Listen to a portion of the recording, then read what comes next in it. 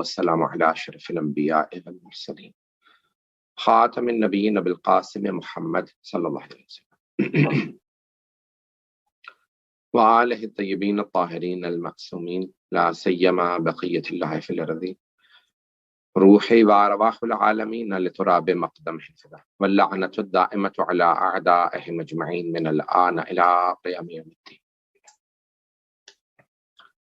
اما بعد فقد قال اللہ الحکیم فی کتابہ الکریم بسم اللہ الرحمن الرحیم هل جزاء الاحسان الا الاحسان. صدق اللہ العلی العظیم. جناب خدیجۃ الکبریٰ رسول خدا صلی اللہ علیہ وسلم کی سب سے محترم زوجہ، اور آپ کا کمال یہ کہ آپ کے شوہر سید المرسلین ہیں، آپ کے داماد علی بن ابی طالب سید الاولیاء ہیں، آپ کی دختر فاطمہ الزہرا سیدۃ النساء العالمین ہیں، اور آپ کے نواسے سیدہ شباب اہل الجنہ ہیں، اور آپ خود ملکۃ العرب ہیں، سرداروں میں بسنے والی یہ بی بی اللہ اور اللہ کے رسول کی بہت ہی مقرب ہے. سرور کائنات نے تاریخ کی روح سے 13 شادیاں کی، لیکن جب جناب خدیجہ الکبریٰ آپ کی زوجیت میں تھیں تو آپ نے ان 27 برسوں میں دوسری شادی نہیں کی، اور باقی 12 ازواج ایک وقت میں موجود تھے. تو یہ خود جناب خدیجۃ الکبریٰ کی منزلت ہے کہ رسول خدا نے ان کی زوجیت کے دوران دوسری شادی نہیں کی. جیسے جناب امیر المومنین علی بن ابی طالب علیہ الصلوۃ والسلام نے جناب فاطمہ الزہرا علیہ الصلوۃ والسلام کی موجودگی میں دوسری شادی نہیں کی، کیونکہ بعض اوقات ایک ہی زوجہ وہ ان کا اتنا مقام و منزلت ہوتا ہے کہ پھر اللہ سبحانہ و تعالی دوسری شادی کی اجازت نہیں دیتا کہ ان کے حق تلفی نہ ہو یا ان کے رتبے کی لوگوں کو کہیں کمی نہ لگے کہ لوگ یہ نہ سمجھیں کہ خدا نہ کرے کہ ان میں کوئی کمی تھی یا کوئی. تو یہ رتبہ ہے جناب خدیجۃ الکبریٰ سلام اللہ علیہا کا کہ رسول خدا صلی اللہ علیہ وسلم نے ان کی حیات میں دوسری شادی نہیں کی. اور قرآن کریم میں بہت سی آیات ہیں. ایک تو خود سورہ کوثر کے جناب خدیجۃ الکبریٰ ہی کی آغوش سے اللہ نے رسول خدا کو اولاد دی، دوسری ازواج کے بطن سے اولاد نہیں دی. ہاں جناب ماریہ قبطیہ جنہوں نے اپنے آپ کو رسول خدا کی کنیزی میں دے دیا تھا، ان سے ایک بیٹے ہوئے ابراہیم علیہ السلام، جن کا بچپنے میں 2 برس کے سن میں انتقال ہو گیا تھا. جناب خدیجہ سے 2 بیٹے ہوئے اور ایک بیٹی. بعض لوگوں نے 4 بیٹے اور ایک بیٹی لکھی ہیں، لیکن وہ ظاہراً ان کو دھوکا ہوا ہے، کیونکہ انہوں نے نام لکھے ہیں قاسم و عبداللہ طیب و طاہر. تو قاسم و عبداللہ ہی کے لقب طیب و طاہر تھے، نام ان کے قاسم و عبداللہ تھے علیہ السلام، اور رسول خدا کو اسی لیے ابو القاسم صلی اللہ علیہ وسلم کہا جاتا ہے. تو ان کے بڑے بیٹے کا نام قاسم اور چھوٹے بیٹے کا نام عبداللہ. اور جناب خدیجہ ہی سے وہ دونوں بیٹے تھے، اور ان سے پھر سب سے جو چھوٹی تھی وہ جناب فاطمہ الزہرا جناب خدیجہ کی آغوش. اور دونوں بیٹے جب کم سنی میں انتقال کر گئے تو جناب خدیجہ بہت یاد کر کے رویا کرتی تھی. یہاں تک کہ ملتا ہے کہ جناب یہ اصول کافی فروع کافی میں یہ روایت ہے. تو مرآت العقول جو شرح اصول کافی اور فروع کافی ہے علامہ مجلسی کی، اس کے جلد نمبر 15 یا 16 میں نے یہ پڑھا. تو وہاں موجود ہے روایت کہ جب جناب خدیجہ کہ دونوں بیٹوں کا انتقال ہو گیا، پہلے جناب قاسم کا انتقال ہوا، پھر بعد میں جناب عبداللہ کا. جناب عبداللہ کے رونے پہ بہت زیادہ روتی تھی، کیونکہ پہلے جناب قاسم کے اوپر روتی تھی تو ایک بیٹا پھر بعد میں ہوا تو پھر ان سے دل لگا، لیکن جب ان کا بھی انتقال ہو گیا تو بہت زیادہ رونے لگی. تو اس وقت جناب جبرائیل علیہ السلام نازل ہو کہا یا رسول اللہ خدیجہ سے فرمائیے کہ یہ اتنا زیادہ نہ روئیں، کیونکہ آپ کے بیٹے عبداللہ نے جنت میں جانے سے انکار کر دیا کہ پروردگارہ میری ماں مجھے بہت یاد کرتی ہے، جب تک کہ میری ماں نہیں آئیں گی میں تب تک جنت میں نہیں جاؤں. جبکہ اللہ نے ان کے لیے ایک مرضعہ یعنی ایک جنت کی حور کو ان کے لیے دائے قرار دیا ہے، جو ان کو ماں بن کے پالیں گی، اور وہ ان کی یعنی ان کے پالنے کے لیے اللہ کی طرف سے ان کو معین کیا گیا ہے۔ تو خداوند متعال نے یہ جناب خدیجہ کو رتبہ دیا کہ ان کے لیے پیغامات آتے رہے اللہ نے سبحانہ و تعالیٰ نے، اور انہوں نے اپنی ساری دولت رسول خدا کے دین پہ لٹائی، یہاں تک کہ قرآن کریم نے فرمایا الم یجد کا یتیما فآبا فوجدک ضالا فہدی سورہ ضحیٰ میں، فوجدک عائلا فاغنی، کہ ہم نے آپ کو یتیم پا کر گود نہیں لے لیا تھا؟ تو یہ اللہ فرما رہا ہے کہ ہم نے گود لیا، گود تو لیا تھا جناب ابو طالب نے۔ اب یہ اتنی محبت و اخلاص سے جناب ابو طالب نے رسول خدا کو پالا کہ اللہ نے فرمایا یہ ابو طالب نے آپ کو گود نہیں لیا بلکہ میں نے گود لیا۔ اللہ کبھی بھی کسی کافر کے فعل کو اپنا فعل نہیں کہتا، بلکہ ایک عام مومن کے فعل کو اپنا نہیں فعل کہتا، جب تک کہ کسی کا رتبہ بہت بلند نہ ہو۔ اللہ نے اپنے رسول کے فعل کو اپنا فعل کہا، جیسے قرآن کریم میں ملتا ہے کہ وما رمیت اذ رمیت ولکن اللہ رمی، یہ جو کنکریاں آپ نے شیطانوں کو ماری ہیں، یہ کنکریاں آپ نے نہیں ماری ہیں میرے رسول، یہ اللہ نے کنکریاں ماری ہیں۔ تو بعض اوقات اتنے اخلاص سے انسان کو فعل انجام دیتا ہے کہ اللہ اس فعل کو اپنا فعل کہتا ہے۔ تو حضرت ابو طالب کے اخلاص کی بنا پہ اللہ نے کہا یہ انہوں نے گود نہیں لیا آپ کو بچپنے میں، بلکہ اے میرے حبیب ہم نے آپ کو گود لیا، ہم نے آپ کو آغوش میں لیا۔ اور پھر فرمایا کہ آگے جا کے کہ وجدک عائلا فاغنی، اور ہم نے آپ کو بے مایا پا کے، بے دولت پا کے غنی نہیں کر دیا، مستغنی نہیں کر دیا، دولت نہیں دے دی۔ تو یہ جناب خدیجہ نے اپنی دولت رسول خدا پر اسلام پہ لٹائی ہے، جس کو اللہ فرما رہا ہے کہ یہ خدیجہ نے دولت نہیں لٹائی بلکہ ہم نے دولت لٹائی۔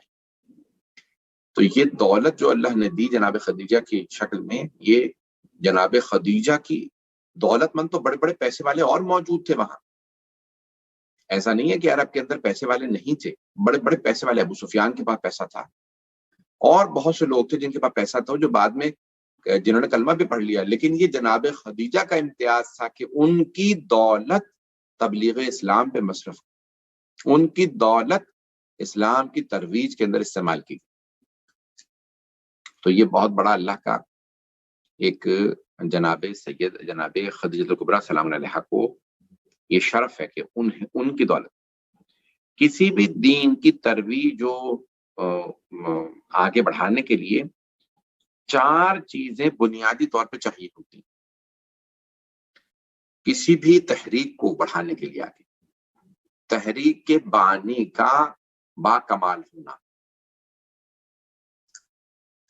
اس کا صادق و امین ہونا، اس کا بہت زیادہ کمالات پہ فائز ہونا۔ تو یہ رسول خدا صلی اللہ علیہ وسلم کے کمالات تھے جن کی وجہ سے اللہ نے ان کا انتخاب کیا۔ وہ بانی تحریک ہیں، یعنی اسلام کی جو تحریک شروع ہوئی وہ رسول خدا نے اس کی بنیاد رکھی۔ پھر اس تحریک کو معاشرے کے اثر و نفوذ رکھنے والے افراد کی ضرورت ہوتی ہے، جو معاشرے کے اندر پینیٹریشن رکھتے ہوں، جو معاشرے کے اندر بہت زیادہ اثر رکھتے ہوں، نفوذ رکھتے ہوں، با اثر افراد۔ اور اللہ نے وہ با اثر افراد جناب ابو طالب کی شکل میں رسول خدا کو فراہم، جن کا معاشرے میں اثر تھا۔ پھر ایک تحریک کو کامیاب بنانے کے لیے مادی وسائل کی ضرورت ہوتی ہے، یعنی پیسوں کی، دولت کی ضرورت ہوتی ہے کہ اس کو تحریک کو آگے بڑھایا جا سکے۔ اسلام کی اس تحریک کو کامیاب بنانے میں جو مادی وسائل استعمال ہوئے وہ جناب خدیجہ الکبریٰ سلام علیہا۔ اور چوتھی جس چیز کی ضرورت ہوتی ہے وہ ہوتی ہے فکری بیکنگ کی، جو جس کو کہا جاتا ہے کہ انٹلیکچوئل بیکنگ۔ یہ فکری پشتبانی جو اسلام کی تحریک اسلام اور رسول خدا صلی اللہ علیہ وسلم کی جو فکری پشتبانی کی ہے وہ علی بن ابی طالب علیہ السلام۔ تو اسلام کے جو اس دین کو پروان چڑھانے میں سب سے زیادہ جو دولت اور جو سب سے زیادہ فکر اور نفوذ استعمال ہوا وہ بنی ہاشم ہی کا استعمال۔ اور ان میں بھی جناب ابو طالب اور جناب خدیجہ اور جناب سرور کائنات اور جناب امیر المومنین جناب سیدہ اور ان کے خاندان کے دیگر لوگ، جناب حمزہ، جناب جعفر طیار، پھر امام حسن حسین علیہ السلام، پھر آگے تحریکیں جو بڑھی وہ بھی سب اہل بیت۔ اب قرآن کریم نے سورہ رحمان میں یہ فرمایا کہ حل جزاء الاحسان الا الاحسان، کیا احسان کا یا حسن سلوک کا، اچھائی کا بدلہ، نیکی کا بدلہ سوائے نیکی کے اور کچھ ہو سکتا ہے؟ فَبِأَيِّ آلَاءِ رَبِّكُمَا تُكَذِّبَانِ، جنوں انسانوں تم اپنے رب کی کس کس نعمت کو جھٹلاؤ؟ تو یہاں پہ محسن اسلام اور محسنہ اسلام جناب ابو طالب اور جناب خدیجہ ہیں، انہوں نے جو کچھ تھا وہ راہ خدا میں خرچ کر دیا، جو کچھ طاقت تھی، جو کچھ ان کی سرداری، سب کچھ لٹایا، سب کچھ استعمال کیا تو اسلام کی خاطر۔ اب اللہ نے انہیں اس کے بدلے میں پلٹا کر کے جو اللہ کے خزانے میں سب سے انمول تھے، تو اب اللہ کے خزانے میں جو سب سے انمول تھے وہ تھے علی بن ابی طالب، تو اللہ نے کہا اے ابو طالب میں علی اپنا آپ کو دے رہا ہوں، اور اے خدیجہ میرے خزانے میں جو سب سے انمول بی بی ہے، جو سب سے پرائس لیس بی بی ہے، جو سب سے پریشس ہے، وہ ہے فاطمہ الزہرا۔ اے خدیجہ میں اپنی فاطمہ الزہرا آپ کو عطا کر رہا ہوں۔ کوكب دری میں امام صادق علیہ السلام سے روایت کی گئی ہے کہ یہ حل جزاء الاحسان الا الاحسان کی تفسیر، پھر اللہ نے آگے جا کے وہیں پہ فرمایا کہ مرج البحرین یلتقیان بینہما برزخ لا یبغیان فبأی آلاء ربکما تکذبان، اور پھر دو سمندر ہیں جو دونوں ساتھ ساتھ چل رہے ہیں، ان کے درمیان میں ایک برزخ ہے جو نہ اس سمندر کو ختم ہونے دیتی ہے نہ اس کو۔ تو چھوٹے امام نے فرمایا یہ جو دو سمندر ہیں جو ساتھ ہیں وہ ہیں علی و فاطمہ، اور جو برزخ ہیں وہ ہیں رسول خدا۔ پھر اللہ فرماتا ہے جنوں انسانوں تم اپنے رب کی کس کس نعمت کو جھٹلاؤ؟ یخرج منہما اللؤلؤ والمرجان، اور ان دو سمندروں سے تمہیں دو موتی حاصل ہوں گے، دو موتی ملیں گے، لؤلؤ اور مرجان، ایک سبز ہوگا دوسرا سرخ ہوگا، جو سبز ہوگا وہ حسن مجتبیٰ ہوگا، جو سرخ ہوگا وہ حسین ابن علی۔ یہ چھٹے امام سے روایت۔ رضوان گرامی، اب یہ جناب خدیجہ کبریٰ اور اہل بیت علیہ السلام کی منزلت ہے کہ رسول خدا صلی اللہ علیہ وآلہ وسلم جب معراج پہ تشریف لے جاتے ہیں مکے سے، تو معراج سے جب واپس آتے ہیں تو آپ آ کے فرماتے ہیں، جب صحابہ نے پوچھا کہ اللہ نے کچھ فرمایا آپ سے، تو کہا اللہ نے خدیجہ کے لیے سلام بھیجا۔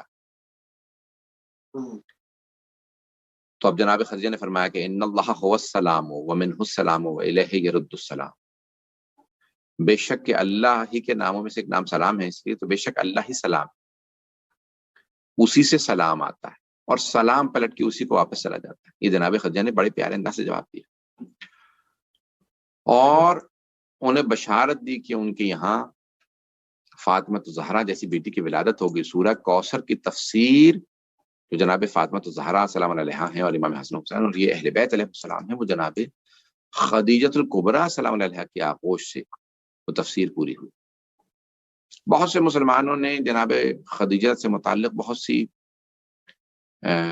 تہمتیں اور بہت سی الٹی سیدھی باتیں کرنے کی کوشش کی، اور کہا کہ وہ بوڑھی تھیں، بد شکل تھیں، پہلے 3 دفعہ شادی ہو چکی تھی، ان کو اپنے پچھلے شوہروں سے میراث میں بہت زیادہ دولت ملی تھی۔ جہاں پہ بھی ایسی باتیں سننے میں آئے تو سمجھ لیں کہ یہ بنو امیہ کے پیسوں کا اثر بول رہا ہے جو اہل بیت کے خلاف استعمال ہوا، جناب امیر کی اور جناب سیدہ کی توہین میں استعمال، اور پھر جناب ابو طالب اور جناب خدیجہ کو صرف یہ سزا دی گئی کہ وہ علی و فاطمہ کے باپ اور ماں ہے۔ تو جناب خدیجہ الکبریٰ بیوہ نہیں تھیں، پہلے 3 شوہر نہیں انہوں نے کیے تھے، اور ان کی پہلے سے بہت زیادہ اولادیں نہیں تھی، ان کی اپنی تجارت تھی اور وہ خود تجارت کیا کرتے تھے، اور انہوں نے ہی رسول خدا کو پہلی مرتبہ تو رسول خدا جناب ابو طالب کے ساتھ گئے تھے 18 برس کے دمشق، لیکن بعد میں جب تجارت کے لیے جاتے رہے اور رسول خدا کی تجارت میں شہرت ہو گئی تو پھر جناب خدیجہ الکبریٰ سلام علیہا نے رسول خدا سے درخواست کی کہ آپ ہمارا مال تجارت شام لے جائیے، اور میسرہ جو بی بی کا منشی تھا اس کو بھیجا کہا کہ جاؤ ہماری طرف سے دعوت دو۔ رسول خدا تشریف لائے کہ آپ نے دعوت دی، ہاں آپ میرا مال تجارت شام لے جائیے۔ تو آپ نے فرمایا کچھ میری شرائط ہوں گی، کچھ حلال و حرام، یعنی جو بتایا آپ نے کہ بی بی نے کہا مجھے تمام شرائط قبول، مال تجارت اس تاریخ کو جائے گا، آپ نے فرمایا کہ ٹھیک ہے قبول ہے، اور منافع کا اتنا حصہ میرا ہوگا کہ ہمیں قبول ہے۔ جب پیغمبر تشریف لے گئے تو کہا میسرہ جیسا یہ کہیں ویسا کرو، یہ کہیں پڑاؤ ڈال دو پڑاؤ ڈال دینا، یہ کہیں سفر کرو سفر کرنا، یہ کہیں قافلہ روک دو روک دینا، یہ کہیں رات ہے چاہے سورج نکلا ہوا ہو چمک رہا ہو تم کہنا رات ہے، یہ کہیں دن ہے چاہے چارے چمک رہے ہو تم کہنا دن، یہ میرا مال تجارت خسارے میں بیچے تم خسارے میں بیچ دینا، یہ نفع میں بیچے نفع میں بیچ دینا، یہ جیسا کہیں ویسا کرنا۔ بھئی ابھی قرآن کا نزول شروع نہیں ہوا، پیغمبر صرف 24 برس کے ہیں، آیت ہی نہیں آئی ہے اطیعوا اللہ و اطیعوا الرسول، آیت ہی نہیں آئی کہ اللہ اور اللہ کے رسول کی اطاعت کرو، لیکن جناب خدیجہ دنیا کو رسول خدا کی اطاعت سکھا رہی ہیں، معرفت سکھا رہی ہیں، اور پھر یعنی جو ان کو مسلسل بشارتیں دی گئی تھی، بڑے بڑے بیوی کے لیے خاندانوں سے رشتے آئے، بڑے بڑے تاجروں کے رشتے آئے، پیسے والے لوگوں کے رشتے آئے، سرداروں کے رشتے آئے، جناب خدیجہ منع کرتی رہے، نہیں مجھے کوئی رشتہ قبول نہیں، کیوں؟ نہیں مجھے بشارت دی گئی ہے کہ میرے لیے کوئی خاص ایک رشتہ ہوگا، کوئی آخری نبی آنے والے ہیں، اور ان کے ماموزاد یعنی بھائی تھے ورقہ بن نوفل، تو یعنی کہ ان سے کہا کہ بھی وہ انہوں نے بھی مجھے بشارت دی ہے کہ کوئی آخری نبی آنے والے ہیں، اور وہ میری ان سے شادی ہوگی، جو انہوں نے بائبل انجیل پڑھ رکھی ہے، توریت پڑھ رکھی ہے، اور وہ عالم ہے ان کتابوں کے۔ تو بڑے بڑے علماء کہتے ہیں کہ جناب خدیجہ کو بشارت تھی رسول خدا کی، اس لیے وہ شادی نہیں کرتی، اور 40 برس کی نہیں تھی، 28 برس یا شاید 25 برس ہی کی تھی بہت سی روایات کے مطابق، کیونکہ کئی روایات ہیں تو ان میں سے 26 25 اور 28 برس لکھا ہے، تو سید جعفر مرصاد نے سب لکھا ہے۔ تو اب یہ ان کی صحیح من سیرت نبی العظم، اور انہوں نے بہت سے یتیم پرور تھیں اور غریب پرور تھیں، غریبوں کی کفالت کرتی تھیں، یتیموں کی کفالت کرتی تھیں، اور انہوں نے اس محبت سے گود لے کے بچیاں پالیں کہ آج تک مسلمان شک کرتے ہیں کہ وہ انہی کی بیٹیاں تھیں یا ان کی کسی اور کی بیٹیاں، یہ ان کی شفقت تھی، انہوں نے وہی لباس جو اپنے لیے خریدا وہی اپنی لپالک بیٹیوں کے لیے خریدا، جو پوشاک اپنے لیے لیتی تھی وہی بچیوں کے لیے لیتی، یعنی اس محبت سے یتیم بچیوں کو پالتی تھیں کہ آج تک لوگ شک کرتے ہیں کہ نہیں انہیں اپنی بیٹیاں رہی ہوں۔ تو بہت سے مسلمان کہتے ہیں کہ ان ہستیوں کو بشارت تھی، کن کن ہستیوں کو بشارت تھی؟ ان میں نام بتایا کہ حضرت عبد المطلب کو بشارت تھی کہ آپ کے ہاں پوتے ہوں گے، اور جناب ابو طالب کو بشارت تھی، جناب عبداللہ کو بشارت تھی کہ آپ جو ہیں وہ آخری نبی کے والد ہوں گے، جناب آمنہ کو بشارت تھی، جناب فاطمہ بنت اسد کو بشارت تھی، جناب حمزہ کو بشارت تھی، ان تمام ہستیوں کو بشارت تھی کہ ایک آخری نبی آنے والے ہیں۔ تو کیا خود رسول خدا کو کوئی بشارت نہیں تھی؟ جس نبی کی وجہ سے سب کو بشارت ہے، کیا ان کو کوئی بشارت نہیں ہوگی؟ انہیں بھی تو بشارت ہوگی، کیسے ہو سکتا ہے؟ انہیں خود پتہ ہی نہیں ہے اپنے متعلق، اور وہ خود جانتے ہی نہیں، اور جب پہلا فرشتہ دیکھتے ہیں خودکشی کی معاذ اللہ کوشش کرتے ہیں، اپنے آپ کو جو ہے وہ گرانے کی کوشش کر رہے ہیں غار ہرا سے کی، اور جناب جبرائیل بار بار روک رہے ہیں نہیں خودکشی نہ کریں، آپ آخری نبی، اور پھر وہ آئے اور آنے کے بعد کہہ رہے ہیں مجھے پسینہ آ رہا ہے اور مجھے بخار آ رہا ہے، اور جناب خدیجہ جو ہم کو کمبل اڑا رہی ہیں، تو یعنی یہ باتیں they don't make sense، یعنی یہ چیزیں جو نا ایڈ اپ نہیں ہوتی رسول بھائی جناب اللہ فرما رہا ہے کہ وحینا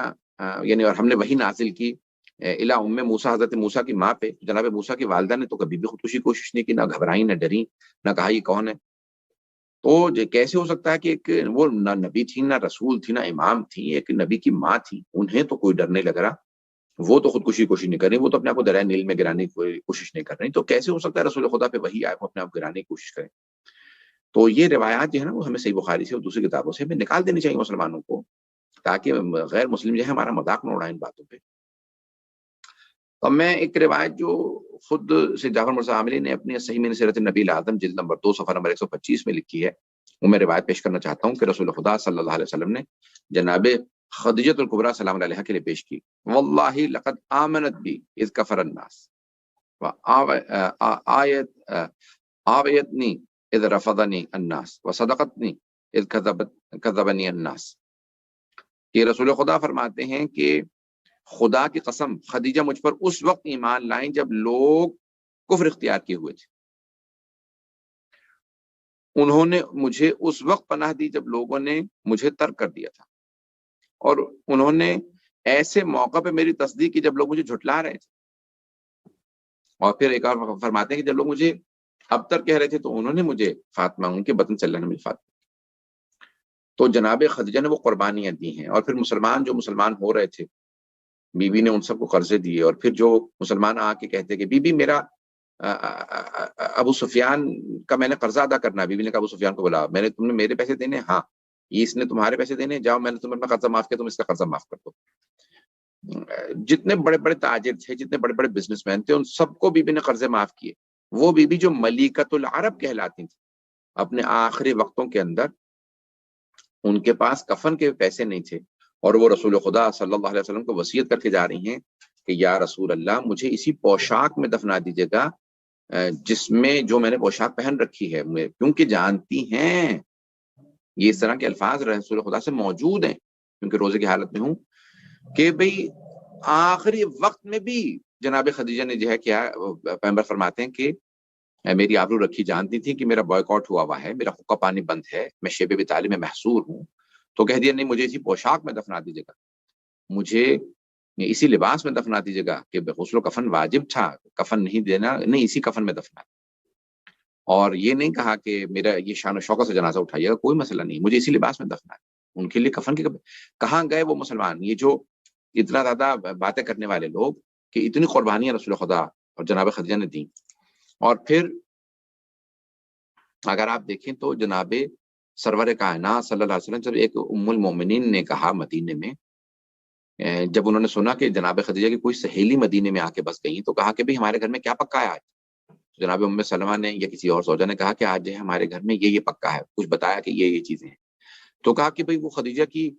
قریبی سہیلی ہیں, ان کے لیے بھی کچھ بھجوا دینا. تو ایک اور ام المومنین تھیں, انہوں نے کہا کہ حضرت عائشہ کہنے لگیں کہ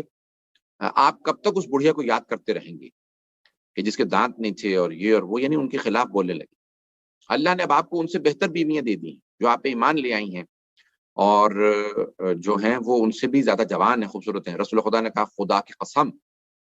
خدیجہ سے بہتر مجھے جو ہے بیوی نہیں ملی. اور وہ اس وقت مجھ پہ ایمان لے کے آئیں جب سب لوگ دامن چرا رہے تھے, وہ اس وقت جو ہے انہوں نے مجھے پناہ دی جب لوگ مجھ سے دامن چرا رہے تھے, وہ اس وقت میری تصدیق کر رہی تھی, مجھ پہ ایمان لائیں جب لوگ جھٹلا رہے تھے. یعنی جناب خدیجہ جو ہیں, جب کوئی یعنی, اور ان کے متعلق کہا کہ وہ خوبصورت نہیں, وہ بہت خوبصورت تھی, اور یعنی اور دولت مند تھیں, یعنی پاک دامن تھیں. اور پھر انبیاء اور ائمہ علیہ السلام کی جو مائیں ہیں, وہ سب سے جو پاک دامن اور سب سے جو پاکیزہ بیویاں تھیں, اللہ نے ان کا انتخاب کیا ائمہ کی ماں بننے کے لیے. اور جس بیوی نے جناب فاطمہ الزہرا سلام اللہ علیہا کی ماں بننا ہو, سوچیے وہ کتنی پاکیزہ بیوی ہوں گی کہ اللہ نے ان کا انتخاب کیا کہ یہ فاطمہ الزہرا کی ماں بنے. تو اس لیے یہ بنو امیہ نے جناب خدیجہ کے ساتھ بہت زیادہ ان کے خلاف لکھوانے کی کوشش کی, اور سب کچھ گھڑا تاکہ وہ جناب فاطمہ الزہرا کی توہین کر سکے. تو یہ جناب خدیجہ کا مقام. اور پھر مکے کے اندر یعنی ان کی پاک دامنی, اور ساری خواتین ان کی تعریف کرتی تھیں, اتنے گھر کے اندر خادمات, ان کے نوکر چاکر اور ان کے ملازمین. اور جب میسرہ کو بھیجا تو کہا کہ بھئی صرف اور صرف مجھے منو عن آ کے بیان کر دینا کہ تم نے محمد صلی اللہ علیہ وسلم میں کیا دیکھا ہے, کبھی بھی آپ کیا توقع کر رہے ہیں. کہا کہ نہیں بس میں جب تم ان کے ساتھ سفر کرو گے. جب واپس آئے تو میسرہ نے 24 معجزات جسد مطہر میں رسول خدا کے بیان. کہا بی بی یہ آدمی واقعا بہت ہی مظہر العجائب قسم کے آدمی, کہ سر سے بلند قامت سے بلند قامت آدمی ان کے ساتھ کھڑا ہو تو سر سے لے کے گردن تک چھوٹا نظر آتا. کچی زمین پہ بھی پاؤں رکھے تو بعض اوقات اس پہ نشان نہیں بنتے, بعض کا چٹانوں پہ پاؤں رکھتے ہیں تو نشان بن جاتے. اس پورے سفر میں ان کے بدن سے خاص خوشبو آتی ہے جو انہی کے بدن سے آتی ہے, کسی اور کے بدن سے ایسی خوشبو نہیں آتی. اور بی بی یہ ان کے بدن سے خاص نور نکلتا رہتا ہے کہ جب سو بھی رہے ہوتے ہیں اپنے بدن کو ڈھانپ کے تو نور. اسی لیے تو رسول خدا کو پھر علی بن ابی طالب کو اپنے بستر پہ سلانا پڑا شب ہجرت, جب آپ مدینے جا رہے تھے مکے سے, کیونکہ اور کسی کے بدن سے ایسا نور نکلتا ہی نہیں تھا جیسا جناب رسول خدا کے جسم سے. کسی اور کو سلاتے تھے تو فوراً پکڑا جاتا, تو انہیں فوراً علی بن ابی طالب علیہ السلام ہی کو اپنے بستر پہ سلانا تھا کہ جس کے بدن سے ویسا ہی نور نکلتا. اور جب حدیث قصہ پڑھیں تو اس میں جملے ملتے ہیں امام حسن حسین علیہ السلام کے کہ انی اشم عندک رائحۃ طیبۃ کانہا رائحۃ جد رسول اللہ, مادر گرامی ہمیں آپ کے پاس سے ایسی خوشبو آ رہی جیسے نانا کے بدن سے آئی. تو یہ رسول خدا کی پیشانی سے خاص نور نکلتا تھا. آپ جب اشارہ کرتے تو آپ کے ہاتھوں سے پانی جاری ہو جاتا تھا. آپ کے لعاب دہن کے اندر اثر تھا, دوا کے طور پہ لوگ استعمال کرتے تھے. آپ کے اگر بدن سے کوئی چیز مس ہو جاتی, پانی مس ہو جاتا تو وہ شفا بن جاتا. آپ کے ہاتھوں پہ سنگریزے آتے تو کہا کہ وہ تسبیح کرنے لگتے ہیں. یہ جناب خدیجہ نے سب باتیں سنی، کہا ہاں بس یہی. پھر آپ نے خود جناب رسول خدا کے لیے رشتہ خود بھیجا، جناب خدیجہ نے رشتہ بھیجا. بھائی اسلام کے اندر مستحب یعنی مرد رشتہ بھیجتے ہیں. مرد ہیں وہ عام طور سے منع نہیں ہے خواتین کے لیے، خواتین بھی رشتہ کہہ سکتی ہیں، بھیج سکتی ہیں، لیکن مرد بھیجتا ہے رشتہ، خاتون کو عزت دیں. لیکن رسول خدا نے رشتہ نہیں بھیجا جناب خدیجہ کے، جناب خدیجہ نے رشتہ بھیجا. کیوں؟ تاکہ کوئی بھی رسول دشمن، رسالت دشمن، رسول خدا دشمن یہ نہ کہے کہ ارے محمد یتیم تھے، دولت دیکھ کے امیر خاتون کے لیے رشتہ بھیج دیا. یہ جناب خدیجہ نے رسول خدا کی آبرو کو محفوظ کرنے کے لیے آپ کے لیے رشتہ تھے، خود اپنی دولت کو قربان کیا. رسول خدا نے کبھی نہیں کہا کہ مجھے اپنی دولت دے دیجیے، اپنا پیسہ دے دیجیے، نہیں، جناب خدیجہ نے خود ساری اپنی دولت رسول اکرم پہ قربان کر دی، نچھاور کر دی، اسلام پہ قربان کر دی. اور پھر اللہ جب رسول خدا معراج پہ گئے کہ جنت میں نے بعض بزرگ اساتید سے، علماء سے سنا، فرماتے ہیں کہ جب جنت میں گئے، کہا جبرائیل جب میں گیا تھا یہ جنت کے جو محل تھے ہمارے 14 کے ساتھ، ہی میرے محل کے ساتھ اس کا محل بنا دیا، موتی کا محل بنا ہوا ہے جو نہ زمین پہ رکھا ہے نہ آسمان پہ سے لٹکا ہوا ہے بلکہ ہوا میں معلق ہے. کہا یا رسول اللہ، اللہ نے یہ آپ کی زوجہ خدیجۃ الکبریٰ کے لیے محل بنایا ہے کہ انہوں نے اپنی ساری دولت اسلام پہ قربان کر دی، اب اللہ نے ان کے لیے جنت میں یہ محل کی تعمیر کروا دی. تو جناب خدیجۃ الکبریٰ یہ بس یہ انہی کو شرف حاصل ہے کہ ان کے داماد علی ابن ابی طالب، ان کے شوہر رسول خدا، ان کے داماد یعنی ان کے شوہر رسول خدا صلی اللہ علیہ وسلم، ان کے داماد علی ابن ابی طالب علیہ السلام، ان کی بیٹی فاطمہ الزہرا، ان کے نواسے حسن حسین، اور ان کی بیٹی کی نسل سے 11 امام. یہ اللہ نے ان کو شرف دیا، ان کو اتنی عزت دی ان کی قربانیوں کی وجہ سے. وَإِلَّا بیویاں تو اور بھی بہت تھیں، لیکن اللہ جانتا تھا. اور اللہ نے پھر کیوں ان بیویوں کو اولاد نہیں دی؟ بہت سے علماء کہتے ہیں شاید اسی لیے کہ بہت سی بیویوں کو بعض اوقات شاید حسد تھا جناب خدیجہ سے، کہیں ایسا نہ ہو کہ ان کی اولاد ہو تو پھر یہ لڑتے رہیں ساری زندگی جناب خدیجہ کی نسل سے، امام حسن حسین سے، اور پھر آگے سادات سے لڑتے ہی نہ رہیں، جنگیں ہی نہ ہوتے رہیں آپس میں. تو اللہ نے مصلحت یہی تھی کہ پھر اولاد نہ ہو اور بیویوں سے، تاکہ جناب فاطمہ الزہرا کی نسل کو وہی عزت برقرار رہے. نہیں تو آج جناب سیدہ کا فدق میں جانا، فدق کا مطالبہ کرنا، اور جناب امیر کا، وہ سارا لوگ جو ہیں پھر کہتے نہیں چلو دوسروں کی طرف رجوع کرو، رسول خدا کے اور بھی بیٹے بیٹیاں ہیں ان کی طرف چلے جاتے ہیں. لوگوں کی مجبوری بنا دیا کہ وہ صرف جناب سیدہ کی طرف رجوع کریں، جناب امیر کی طرف جو ہے رجوع کریں، انہی کی طرف وہی ملجا ماوا بنے رہیں. اور باقی جو بیٹے بھی تھے ان کو اٹھا لیے تاکہ جناب فاطمہ الزہرا کے کوئی میراث کے اندر شریک نہ ہو. جناب فاطمہ اکیلی میراث میں بھی کوئی ان کا شریک نہ ہو، وہ ساری رسول خدا کی میراث کی اکیلی وارث ہو. نہ ان کی گواہی آدھی ہوگی، نہ ان کی میراث آدھی ہوگی، اور نہ ہی ان کی عبادت ناقص ہوگی کیونکہ وہ بطول عذرا. تو اللہ نے جو جناب خدیجہ، پھر رسول خدا نے فرمایا، بس میں جانتا ہوں وقت تمام ہو رہا ہے، آپ سوالات کریں گے، بس یہ آخری حدیث سن لیجیے کہ رسول خدا نے فرمایا کہ 4 بیویوں کو جو مقام اللہ نے دیا وہ کسی اور کو نہیں دیا. 4 بیویوں کا مقام سب سے زیادہ. آسیہ جو